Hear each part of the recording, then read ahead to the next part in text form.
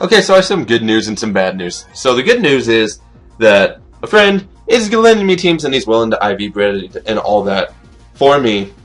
Because, clearly I suck at it and I just don't ever have the time to actually get it done. I mean, there might be a chance that I get one of my own teams done and it'll be ready.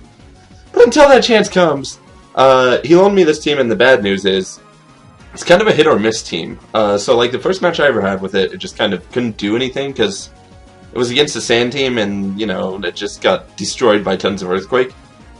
But the good news on the other part is this second match is a lot better. So yeah, we have a match against someone in the Facebook groups named Stevie. Stevie Love is actually his name, but he doesn't have a channel, unfortunately. Otherwise, I would link you to that. So, I'm going to lead off with Rotom Wash, as he's going to lead off with his Gengar. I guess lead Gengar's still the same. I mean, obviously it's not a Mega Gengar, because we all know that got smoking banned. And so, I am going to go for the Volt Switch here. Because I figured, even if he for some reason had a Mega Gengar, I don't know why he would. But if he did, Volt Switch can get me out.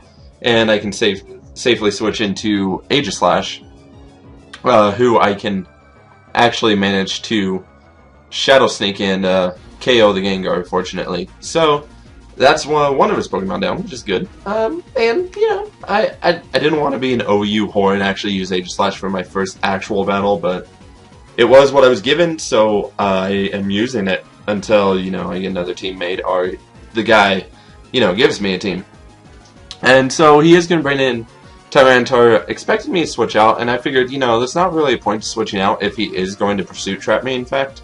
Because I figured that's what he was going to do, so I decided, I can probably take a Pursue and go for Sacred Sword, because I kind of guessed that he was going to be a Pursuit Trap. I didn't actually know he was going to be a Dragon Dance Tyranitar, because that's just not, it's not that common. It barely made a difference in 4th gen, but it still stood around, and all that. So, we're going to see his Mega right here, and, you saw in the team preview I have a Mega Ampharos. Unfortunately, little Mega Amphi doesn't get to do much this battle, sadly enough. Right here, I figure it's probably a safe bet to go for a Keen Shield. And, it could have been deadly, he could have set up a Sword Stance, but I figured, Mega Garchomp already has really high attack that you don't have to set up a Sword Stance. So I figured it was worth protecting myself. And, in fact, it was, because it lets me know he's going to go for an Earthquake. I could have switched into Rotom here and probably Will-O-Wisp burned him, and I probably should have done that instead of going to Excadrill for very certain reasons. So, yeah, he goes for the Earthquake again, and then he's going to go for the Crunch to break my Herbaloom.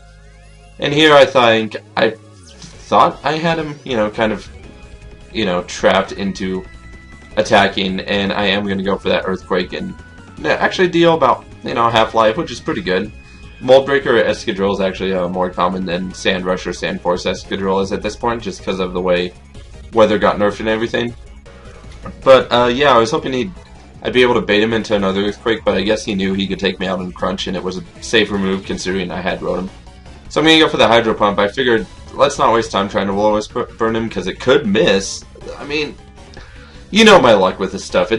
It could have missed, and then I wouldn't have had this golden, lovely opportunity right here to bring in Aegislash and finish off the Garchomp with a Shadow Sneak. He is going to switch, however, to try and preserve his Mega Garchomp, which is rather an interesting move on his part. I didn't actually expect that to happen. I guess I don't have Stealth Rocks or anything, so there's not really a disadvantage to him switching in.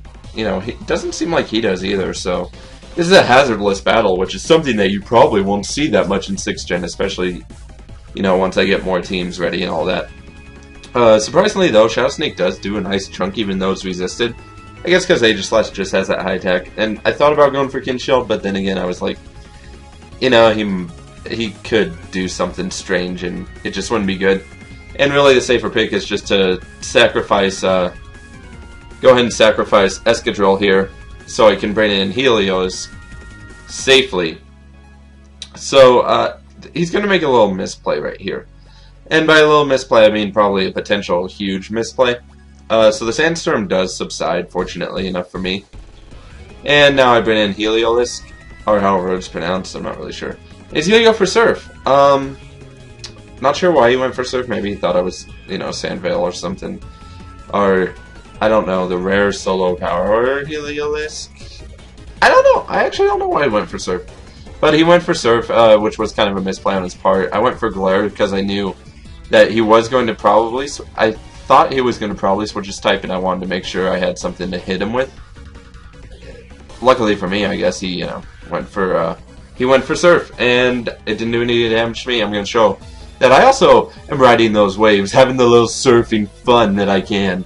And Heliolisk is going to just kind of, going to kind of dance around, kind of get some kills, and beg for your money. Come on, and the money.